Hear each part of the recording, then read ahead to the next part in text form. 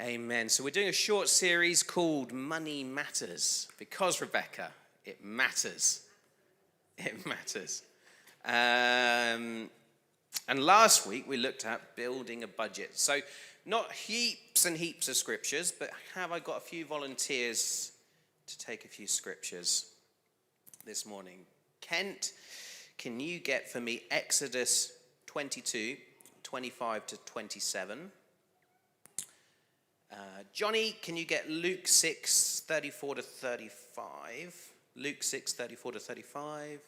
Sheena, John 2, 13 to 16. John 2, 13 to 16. Sean, Psalm 37, 21. Psalm 37, 21. Biola, sorry, I'm sorry, I had 9 blank there. Can I have Romans 13, 5 to 7, please? Romans 13, 5 to 7. Okay. Lovely job. So, I don't know. I'm looking around, and I think there's a few people who weren't here last week. But some of you were. But the question is, did anybody do their homework? Hands up if you did. Don't be too hopeful. Oh, guilty consciences everywhere. Who knows what I'm talking about? That's one thing. Oh, I see. Yeah, I see. I get it. If you did, well, you didn't have to bring it with you, but if you did you do it? Did you do it? So it's all right. I'm not taking names for the grading, the GPA of -1. So can I have this down a little bit, Sam, the monitor? So okay. So I had a couple of conversations already this morning. If we can have probably slide 4 up, please, Haley.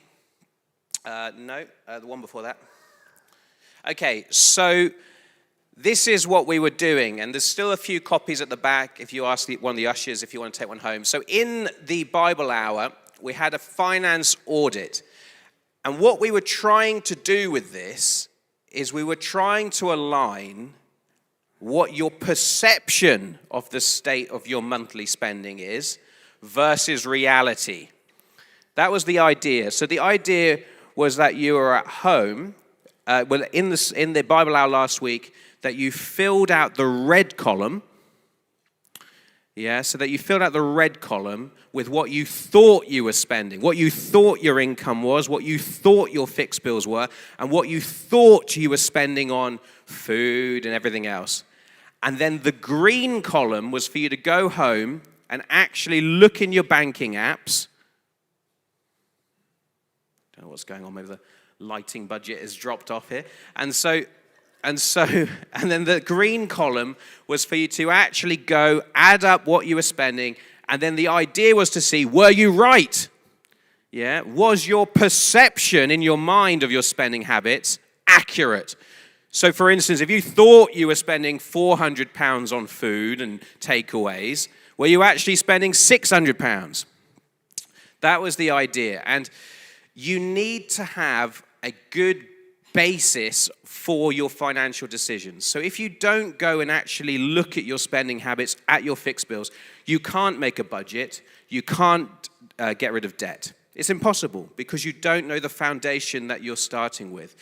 So I suspected before we started that the people that might have done this would have been the people who had no money woes whatsoever, and that the people that wouldn't would be the ones that didn't want to look in the banking app because it's painful and scary, and yet that's actually the case. You have to go and confront the truth if you're going to build beyond it. So I've put up an example here, just a fictitious one, of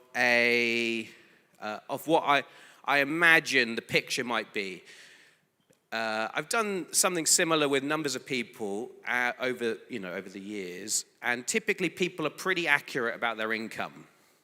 Maybe they forget the odd bit of income they get, typically child benefit or whatever, but they are pretty accurate on income in their heads with what comes in the bank. And they're normally reasonably accurate on fixed bills, especially the big ones. People know what their rent is. They know what their big loans are, the big things. People tend to know. But where most people are wildly optimistic is with discretionary spending. Most people have a very rose-tinted positive light on their things they choose to spend money on. People always think they spend less at the supermarket, less on takeaways, less on the optional extras than they really do. And that makes a big, big difference. And so I suggest, if you're serious, that you do go away and do that exercise or something similar. This is just my template, but that's not the only way of doing it. Otherwise, you won't ever be able to really have an honest assessment of your finances. You won't be able to move beyond it. Okay, so let's just take a look at this example. And if we could have the next slide, please, Hayley. So, if we look at fixed bills, so I've just defined this as your financial commitments that you're contractually obligated to make, the things you have to pay for each month that you don't have any choice or discretion over. So let's have some ideas. I don't know if we've got someone with a microphone, Sam. Yeah, Levi's got the mic. So let's take a look at some of these, and let's just say, how could you, if you've looked at your finances and you're serious about reducing some of your fixed bills, what are some of the things that you could do? So let's look at utilities. Any suggestions? What could you do? Utility bills are going up fast. What can you do to reduce your utilities? Let's have Sheena.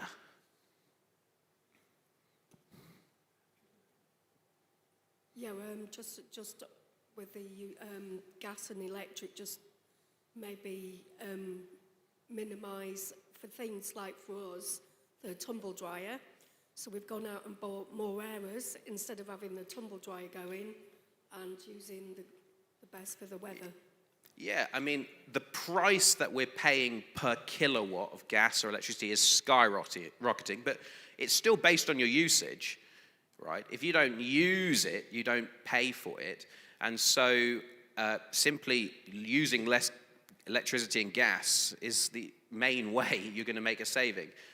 Used to be perceived wisdom that you would search around for a better deal, but that's not advice that you should take at the moment because of various lock-in tariffs and things. You'll get probably a worse deal. And so, tumble dryers, dishwashers, anything that's heating electrically is very expensive. It's the summer. Don't have the central heating on. Sean?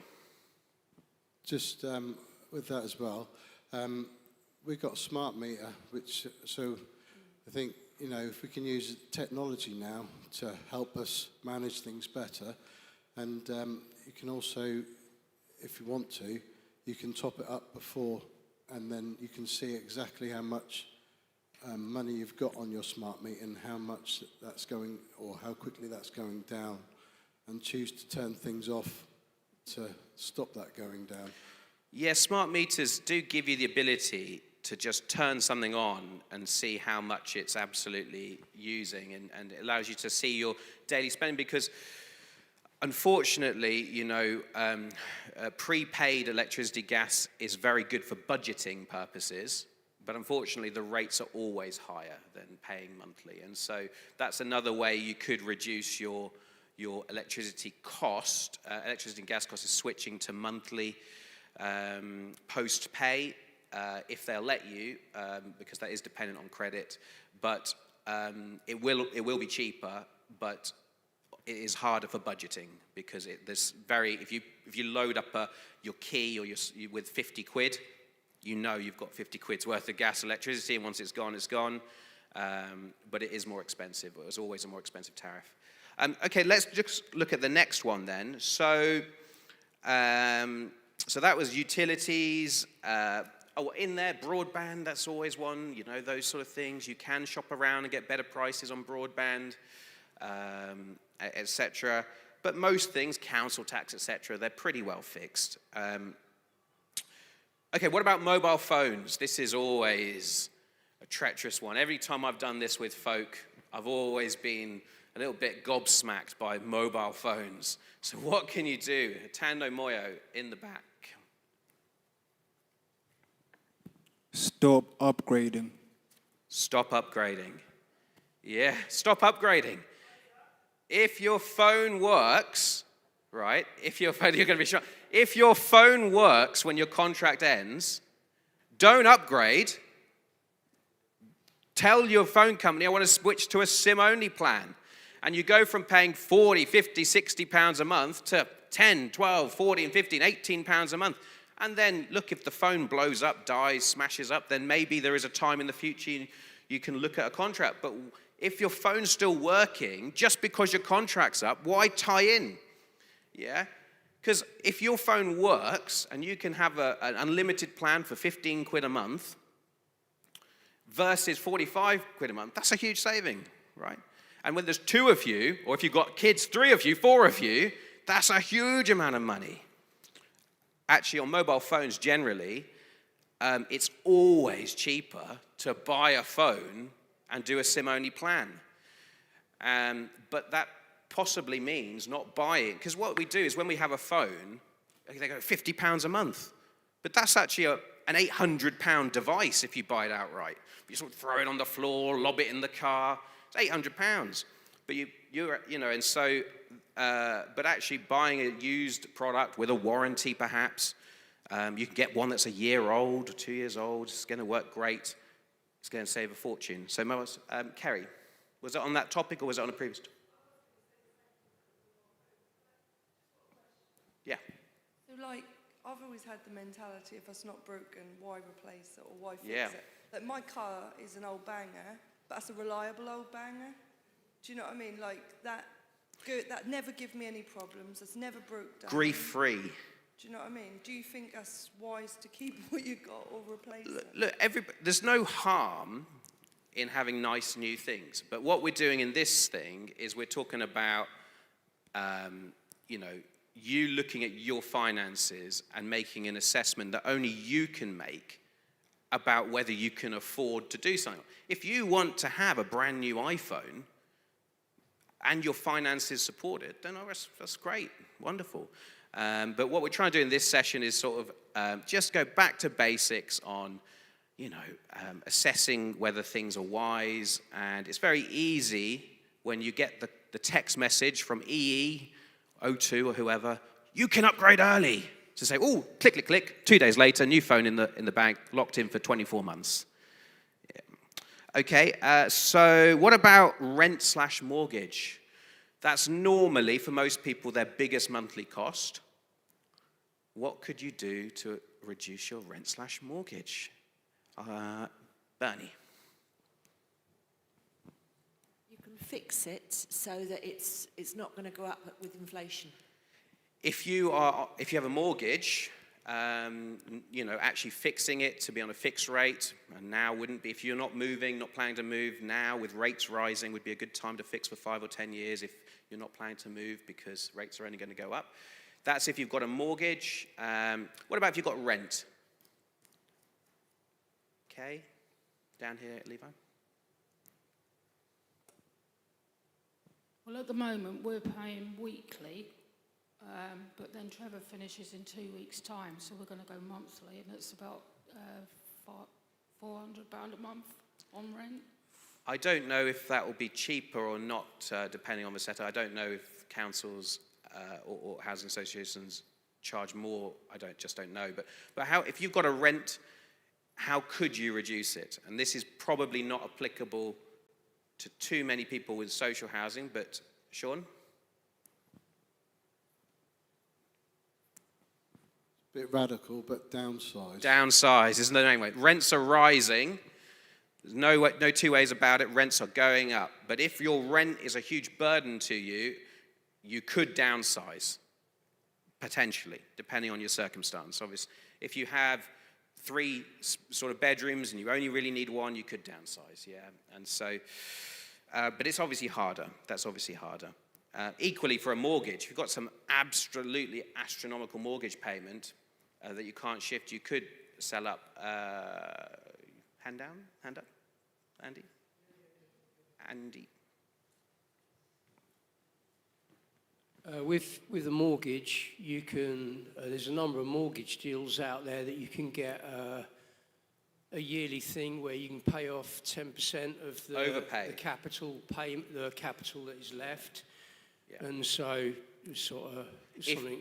If you're, which is possibly a bit out of scope of this, but if you're able to overpay a mortgage, every interest is normally accrued daily on a mortgage. Every day you reduce the principal will save you a lot of money on an interest overall. Okay, and insurance.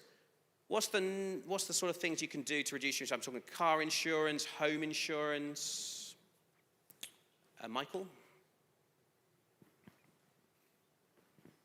I think sometimes we over-insure things. I've been guilty of having AA cover for breakdown, only to realise that actually with my car insurance I have a recovery package as well. Yeah, you might have extra duplicate things. People fall into the trap, don't they, of adding it on for, buying things, and they say, do you want to pay a few quid for insurance? But the big things really for car insurance is don't just accept the renewal quote. Do a comparison each year. Your renewal quote might be better, but they are also open to, it doesn't mean you have to move. Sometimes you do the car compare, go compare whatever, you get a cheap deal, you call up your current insurer, you tell them the deal, and they normally match it. And so shop around, check that the cover level is what you need. But the big one that people forget is to pay annually, right? So when you pay for car insurance or home insurance, or any insurance really, monthly, apart from life insurance and a few specific products, but most of the time when you pay monthly, that includes interest.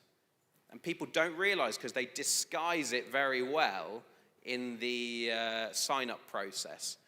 So saving up and paying the whole car insurance in one go will save you money. And depending on your insurer, that could be 10, 12, 15%. Okay, let's go to the next slide, please. And the next one, please. Okay, so what about discretionary spending? So fixed bills, that's, you do some work, you try and get a better deal, and then it's kind of done, isn't it? That those recur every month. But what about discretionary spending? So how could we reduce our grocery spend? Bernie? Go to Aldi or Lidl. It's about 20% cheaper and get most of your stuff there and then get the other things you can't get somewhere more expensive. Fantastic. So downgrade your supermarket if you shop at Waitrose. Downgrade to Sainsbury's. If you shop at Sainsbury's, downgrade to, and I won't put my preferences here, but okay, I will, Tesco's, and then downgrade to Asda. No, but Aldi, you definitely are going to see, or Lidl, there's others. Kerry? I find sometimes if we go out and do a big shop, we buy a lot more than we need, and then we end up topping up through the week. Whereas if we buy daily, we only buy what we use and then have the odd little extras. You're not spending so much money. So different people's mindsets work in different ways with this. So Kerry is saying that when they do a big shop, they end up spending more because in the long run. A lot of people find that if they do meal planning and a big shop, maybe it's a weekly shop or a monthly shop or whatever, but they do meal planning, what that allows you to do then is to say, this is exactly what we need. Some people even find it better to do it online because it means you don't get the impulse buy of, ooh, that looks good. You've actually sat there and gone, this is what we need to make the meals for the week. It turns up. But people, like Kerry is saying, if we do a huge shop, we overbuy, stuff goes off, has to be binned. But the number one thing I would say here, I will come to you, Joanne, but the number one thing I would say is whatever you're doing, don't buy at express shops. Don't buy at corner shops. Don't buy at express shops. In fact, There's a lot of good work done by debt charities that show even if you have to pay for a taxi to go to your big Aldi and a taxi back, you will save far more money if you do that once a week, once every 2 weeks, than buying from Tesco Express, Morrison's Express, Sainsbury's Local, or your corner shop. Because they rip you off because you're paying for convenience. Joanne.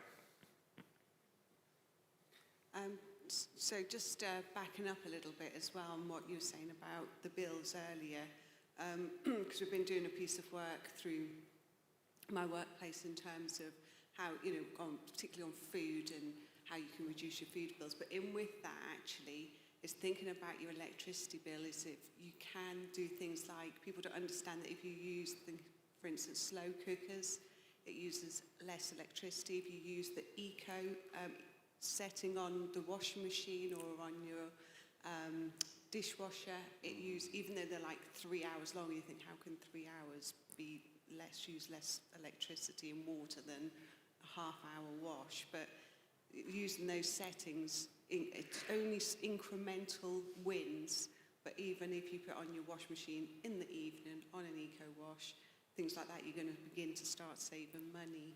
So there's lots of little tips. And tied in with Sean's thing, if you've got a smart meter, you can see. You have to wait to see, oh, we did a load of stuff, did it work? You can see in real time. You can have your dishwasher on one mode, see the cost, change to the other mode, and see the cost in real time. So, so other things on discretionary spending, gym memberships, recreational activities, very easy to spend because it's for your health and well-being. But the simple analysis to do is, if I look at the number of times I went to the gym or did this hobby I'm paying for last month, what was the cost per visit? If you're paying £30 for a gym membership, you might think that's a really good deal, because I could be saying £79 for a gym membership, which you could.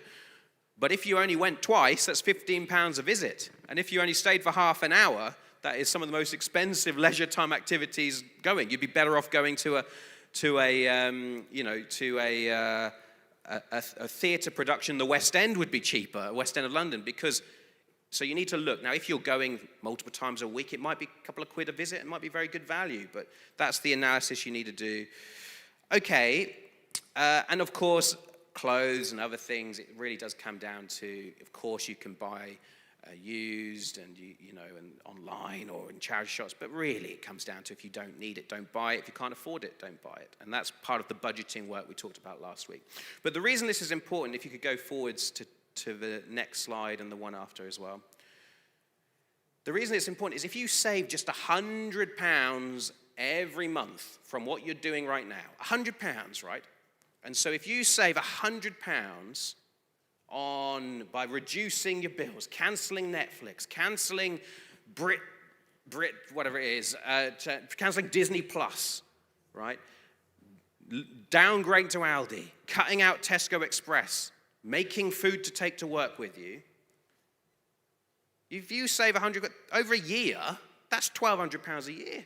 And just for the purpose of visual representation, this morning, I just went on, this is literally from this morning, went on to one of these holiday sites. This is an all-inclusive, every meal, flights, transfer, whole cost of a holiday, £538 per person. So two of you, a couple, could go to Tenerife for 5 days for £1,200. Not everyone likes holidays, but as an example, you could fly, go, have no extra cost if you save £100 a month from what you're doing, right? So it's very easy in the day-to-day to go, well, we can spend that, it's only £100, I only saved £5, I oversaved £10, I only saved £15, well, it's true, but it adds up. And when you build your spending, it builds into sensibly sized pots of money. But maybe it's not a holiday for you. Maybe it's a car. Maybe it's something else. So the next example I've got, Haley, is a bit more life-changing. If you reduced your monthly spending by £300, this is separate to any other saving you may or may not be doing, but if you reduce your spending by £300, after 3 years, that's almost £11,000. And as an example, you can get still at the moment, maybe not for too much longer, but you can get 5% mortgages, 5% deposit mortgages. That means if you save £11,000, that means you could buy a house worth over 200 grand. Right? And you can buy a house in Norfolk for 200,000. It might not be, a detached house with a swimming pool, but you can definitely buy a family home in Norfolk for £200,000. Right? So £300, not for everybody here. Some people here are working on very, very, very tight budgets. And there's not heaps of loose change lying around. But many people here, especially couples, especially if you're both working, it's not impossible to see how you could save £300 a month. But that's just a couple of examples, because it makes it come home. Okay. So I want to turn a little bit. What we've been looking at last week was auditing your finances, seeing the lay of the land so that you can build up to make decisions. And we've just talked a bit about the spending you do day to month, fixed spending and discretionary spending. But what I want to do a little bit now is look at debt, because that's an extra part of it. So when we say debt, what do we mean? What do we mean? Any takers? What's the definition of debt? Nobody's speaking, that's it. Let's have Kent over on this side, a new voice. Yeah, that's basically if you owe someone money, anyone becomes a debt. It's you owe someone money, yes, that's the normal sense we use, but it's more broad than that, isn't it? Think of the Lord's Prayer. Okay, Tando at the back, please.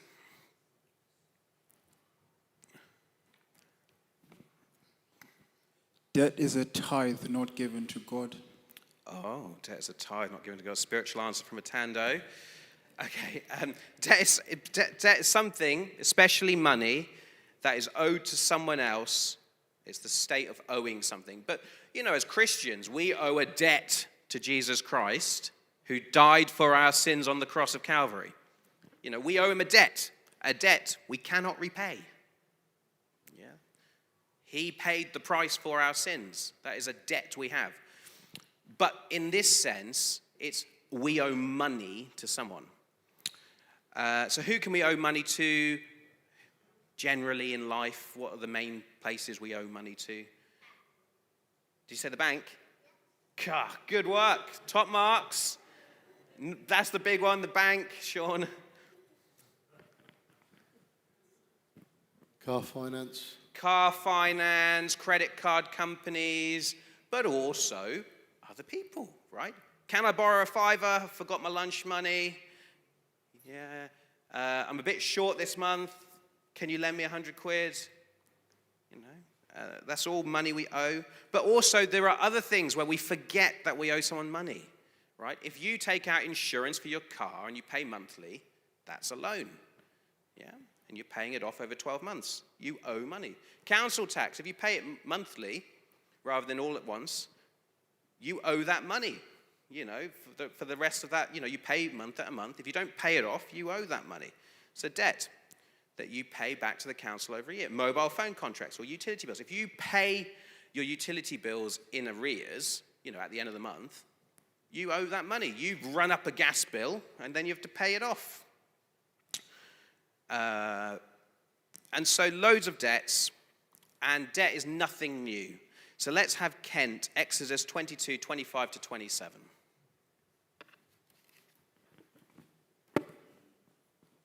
If you lend money to any of my people who are poor among you, you shall not be like a moneylender to him. You shall not charge him interest. If you ever take your neighbor's garment as a pledge, you shall return it to him before the sun goes down, for that is his only covering. It is his garment for his skin. What will he sleep in? And it will be that when he cries to me, I will hear, for I am gracious. So it's very easy to think of debt as a modern phenomenon. And sure, Moses wasn't running around with a credit card, yeah? But clearly, 3,000 years ago, it was such an issue that in the law, it was dealt with. Here, you're hearing about people being dealt with about if someone owes you money, don't take the clothes off their back. Literally, the clothes off their back. That's pretty severe debt when someone's coming for the clothes off your back, right? So debt is something that's been going on for millennia. And Jesus reaffirms that lending money with interest is sinful behavior. So interest being simply, if I lend you £100, you give me £110 back. That's £10 of interest. So let's have Johnny, Luke 6, 34 to 35. And if you lend to those from whom you hope to receive back, what credit is that to you? For even sinners lend to sinners to receive as much back. But love your enemies, do good and lend, hoping for nothing in return. And your reward will be great, and you will be sons of the Most High. And let's have Sheena, John 2, 13 to 16.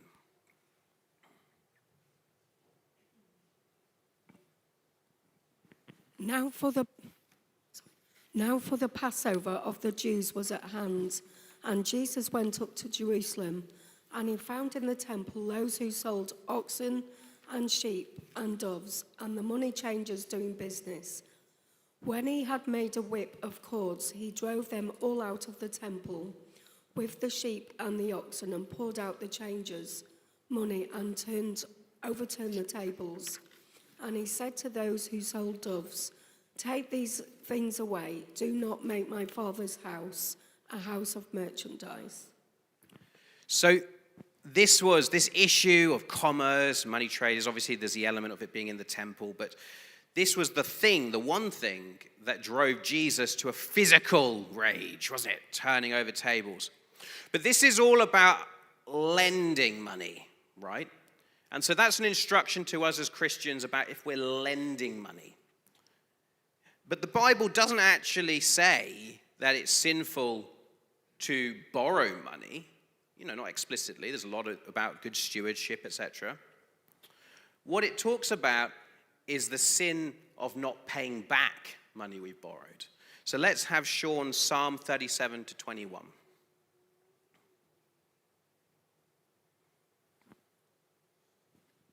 The wicked borrows and does not repay, but the righteous shows mercy and gives. And let's have Biola, Romans 13, 5 to 7.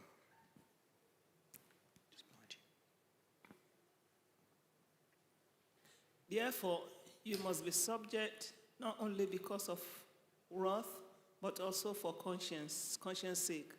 For because of this, you also pay taxes, for they are God's ministers attending continually to this very thing. Render therefore to all their due, taxes to whom taxes are due, customs to whom customs, fear to whom fear, honor to whom honor. So render therefore to all their due. Pay those you owe. And so there's a spiritual imperative if we borrow money, and that means from friends, but also from financial institutions, to pay it back on the terms that we agreed when we borrowed it. Nobody made you take out that car loan with 17% interest. Yeah. So why, after 2 years, when it's unaffordable, on a 5-year agreement, don't we pay it back? Morally, there's an issue there. Practically, there might be a different set of scenarios. So what do we say so if debt is just owing something, what do we mean when we say, I'm in debt? What do we actually, normally, colloquially, what do we mean? Bernie? A lot of the time we don't think of some of the debt as debt. For instance, the things we pay for monthly, we don't think of those. We often don't even think of our mortgage because that's almost viewed as a necessary debt. We tend to think of debt as bank loans, credit cards, things where we've run up, or things where we've run up a bill? Yeah, that's colloquially, when we say, oh, I'm in so much debt, we kind of mean our financial commitments are going over our head. But as Bernie said, you could be hundreds and hundreds of thousands of pounds in debt and be great. You know, life's going well. You're really managing your finances well. Because everybody that buys a house, you know, almost everybody, is probably going to enter hundreds of thousands of pounds worth of debt. Doesn't mean it's unaffordable, doesn't mean it's bad. You know, it might be very prudent. And so the idea that debt is bad is just not true. Yeah, what we really mean is if we're becoming insolvent. And so there's the idea versus have some debts. I have some debts, I have a car loan, have some more, have a mobile phone contract. Well, that's not necessarily a problem. Versus I'm insolvent. Insolvent meaning I'm unable to meet my financial commitments. Yeah? I'm unable to meet my financial commitments. I'm insolvent. And it's a bit of a sliding scale, right? Yeah, it's not always clear cut. So I'm going to give a few examples, and this is really just to help, help us all think. Some people here are very financially literate, so, I'm sorry. But other people here, it's just about the context when we're making daily financial decisions, what that really means. So I've got an example person here, and they've got total income, it's probably a couple, they've got total income $2,800 a month, fixed bills of $1,400 and change, and they're spending about £720 a month on all the discretionary costs of life. So if we can have the next slide, please, Hayley. This is what it boils down to. They've got £2,800 coming into their bank account, they've got bills, spending, and every month at the moment, they're ending up with a surplus of about £665, which they can save or do whatever. Let's go back. They are very solvent. Well, they're solvent. Yeah, they've got more. They're more on the balancing scale. They're more solvent than insolvent. But let's say they then decide the car blows up. They want a new car, and they decide to get a car loan.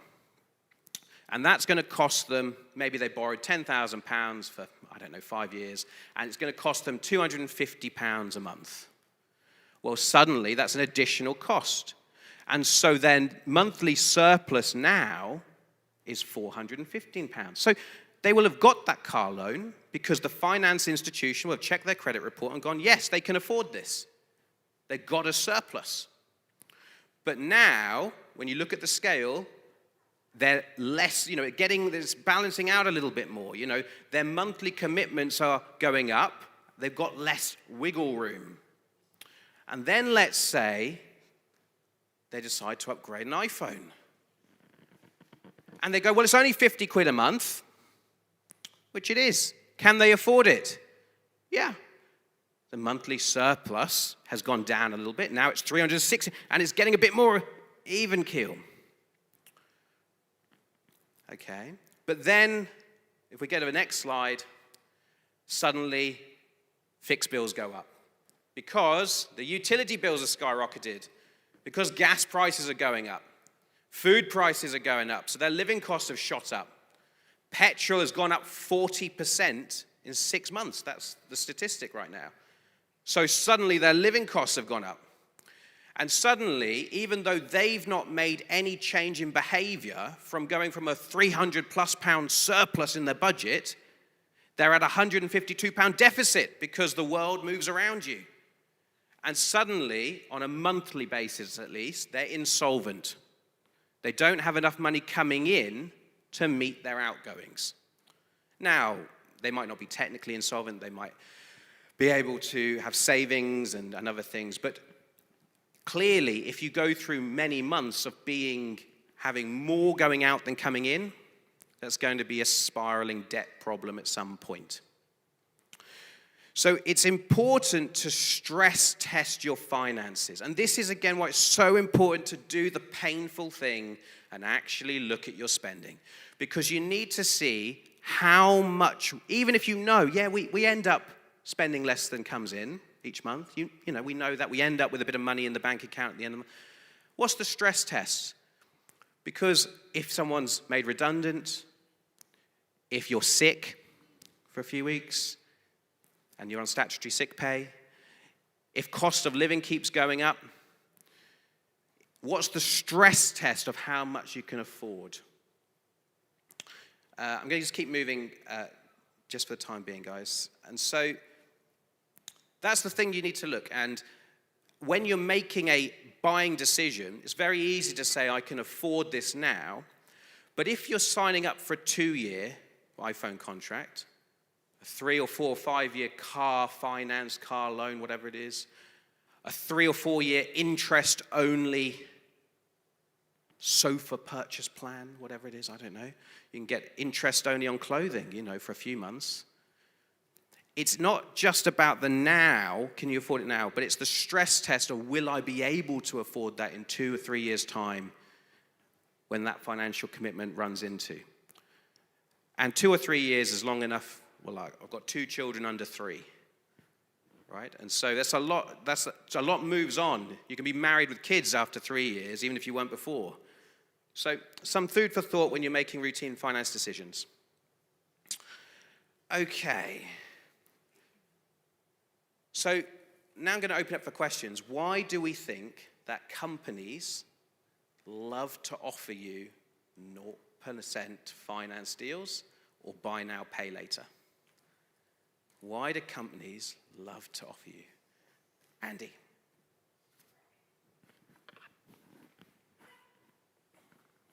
Short answer, because they know how badly people take care of their finances. Because that's right, isn't it? Because they know you're going to think about the monthly payment, not the commitment. So if you go in, me and Heidi have just been mattress shopping, and they're very keen to tell you, this is just £50 a month.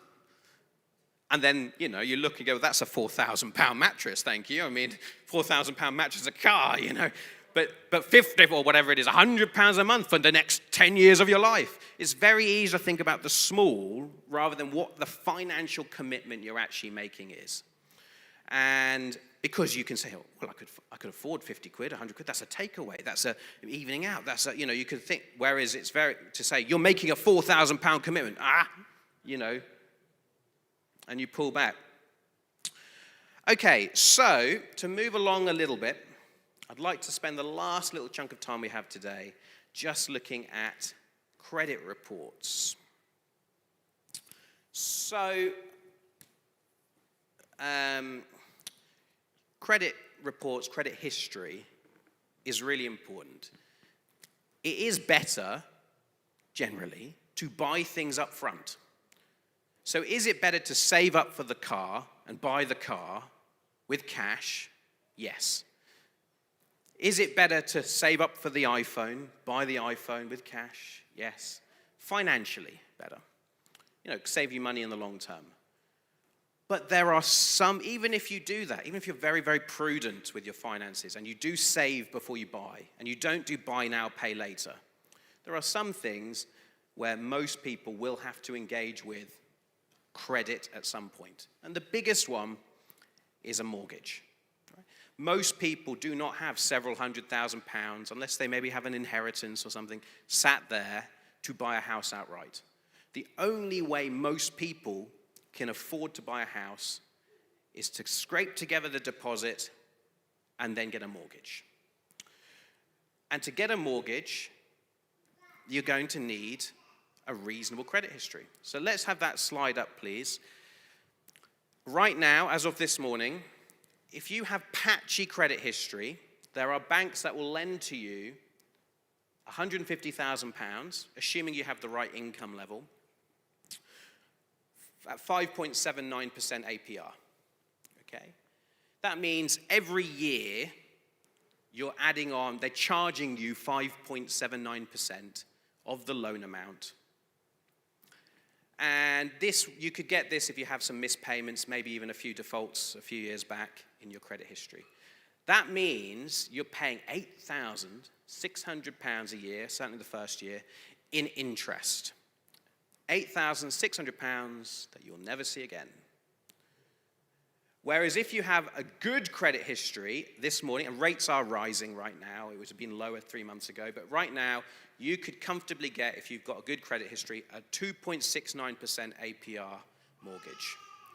And what does that mean? It means you're spending about £4,000 a year in interest. So if you've got a good credit history, you will save £4,000 a year to live in the same house with the same loan amount. That's crazy, right? £4,000 a year. And that's an extreme example, but mortgages are the most extreme of why it is important to care about your credit history. And of course, if your credit history is very poor, you won't even be offered a mortgage. Another slightly more short-term than a mortgage would be a car loan. Same thing. On the left, this is a £10,000 car loan over 5 years. Right now, if you've got a patchy credit history, you know it's all right, but you've got a few missed payments, a few issues, you might be looking at 12% APR, 12% interest every year of the loan, which means over 5 years, you'd be paying £3,300 in interest. But you still can, although the deals are drying up, you still can, if you've got a good credit history, get a 0% APR loan on a car, which means you pay no interest. So that's a £3,000 saving over 5 years. So it does make a real difference to having a good credit report. Even if you say, oh, I don't buy things on credit, I don't do buy now, pay later, your credit report builds up over years and years and years, and there will be big financial decisions you'll want to make where it will impact you. So let's just have a little look at how credit reports work at a high level. If I could have the next slide, please, Hayley. So a few myths. There is no such thing in the UK as a universal credit score. That's an American thing. So there's lots of companies that will give you a credit score, but no bank ever sees that. That's really indicative for you to help you see if you're going up and going down. No bank ever sees that number. That's an American thing. We talk about credit scores. Really doesn't apply in the UK. A lot of people get confused by that. Banks make decisions based upon seeing your full credit report, programmatically. Very rarely do they review it manually, right? And that just because you have a good credit history doesn't mean you'll get a financial product. Some products, they're looking to steer towards people with poor credit history. You know, they have a profile for each product, and it's whether your credit history matches that profile. So if I could have the next slide, please.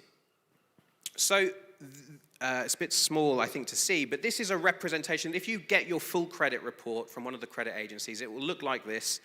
Each credit account you have will have a credit history. The greens are every month that you met your financial obligation with that account. Yeah, so if it's a credit card, it's every month you paid the minimum payment.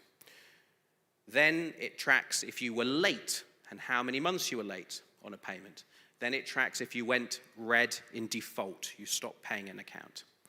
But it also tells any bank, insurer, lender that you're applying for a credit product, they will see on your credit report all sorts of things. They'll see the list of credit agreements you have, everything from your utility bills to your mobile phones to your overdrafts. They'll see how much you owe each of those people. They'll see when those accounts were opened. They'll see if you've been applying for products recently and what credit products you've been applying for. They'll see if you've had late payments and if you've defaulted on the accounts. They will see defaults going back 6 years. Yeah, so this isn't like a short-term thing. And if you don't close an account, they'll see it from when it opened, even if it was 15 years ago. They'll see any CCJs, Crown Court judgments, and they'll show if you've gone over your limit. They'll also see who you have financial links to, your spouse and anyone else you have joint accounts with. So they get a very complete picture of the money you owe, and then they'll compare that with your income, which you'll tell them and might have to prove, but they don't see income on a credit report. And then they will make a financial decision to lend to you based upon their own criteria. So one mortgage company might accept you and another might not. And if they choose to accept you, judging by your history, they will also choose what credit limit to give you, what rate to give you.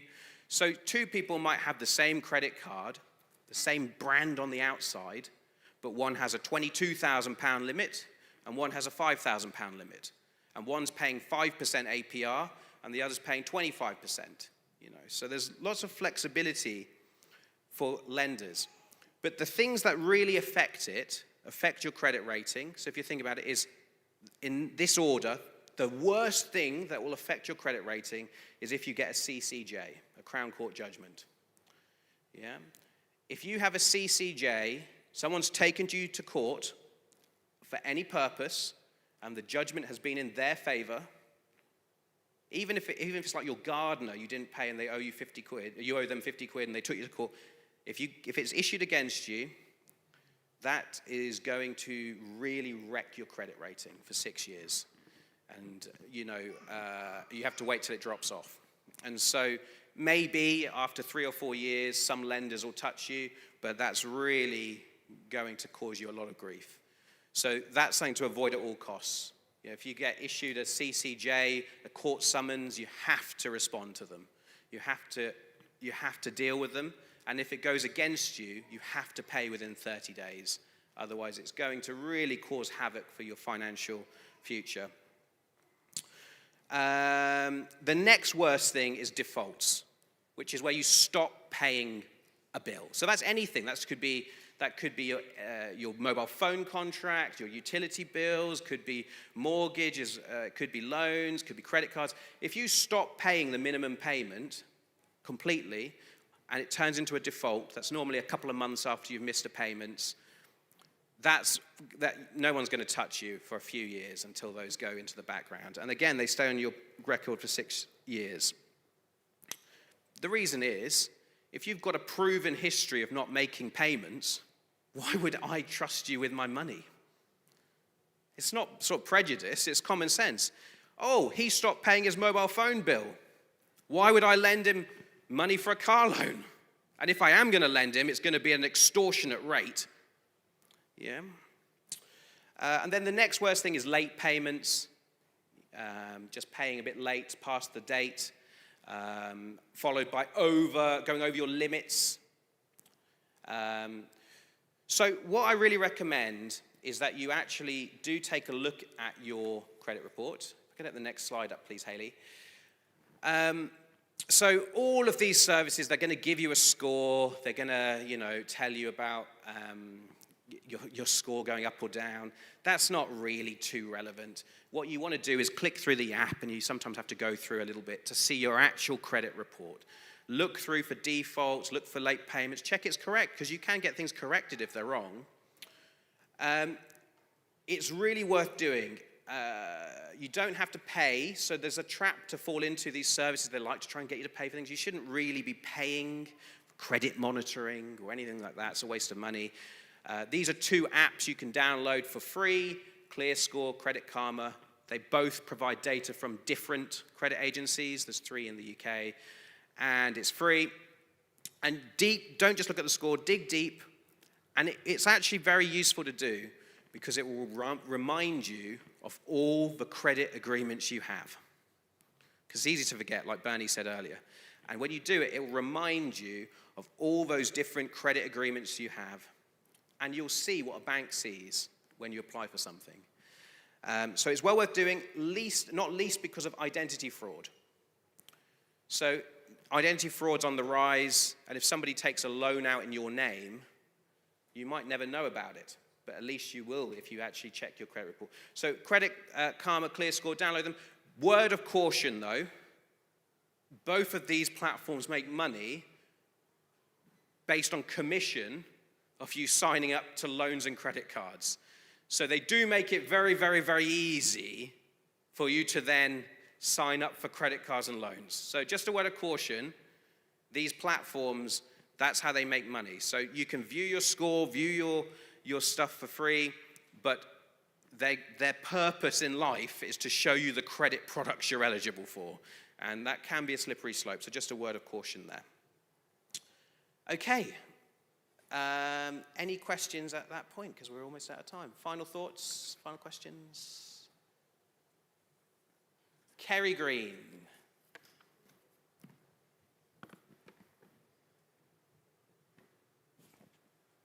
Just a question. So when you've got a mortgage, I've been pondering, are you make overpayments on your mortgage to bring your interest rate down and pay less. Are you better saving an amount till you wait till your end of your fixed period and paying off a lump sum? Or are you better off overpaying on your mortgage to bring them payments down? Broadly, interest on mortgages accrues daily. So if you owe £150,000, you're paying interest on £150,000. If you pay off £1,000, you're only paying interest on £149,000. So broadly, there might be other reasons why you would want to do it in chunks, various reasons, but you will save you money to pay it off sooner because you'll pay less interest. But, it's negligible normally, but yes, you definitely will save money. I think final question, because we're out of time, but Atando. What does it mean when they say you can release equity on your mortgage? Releasing equity simply means increasing the loan on your house to take out money. So if your house is worth £200,000 and your current loan is £150,000, you've got £50,000 worth of equity in the house. If you remortgage, you might be able to get an extra £20,000 out, for example, to renovate the house. But then you owe £170,000 instead of £150,000. All right. So next week, we are looking at financing the future, which is some financial planning type stuff. I really would encourage you, I know it's painful, but to sit down this afternoon and have a look at your May's finances to see how much you're really spending. We've got Pastor Richmond this morning, and perhaps Mike, you could close us up in a word of prayer.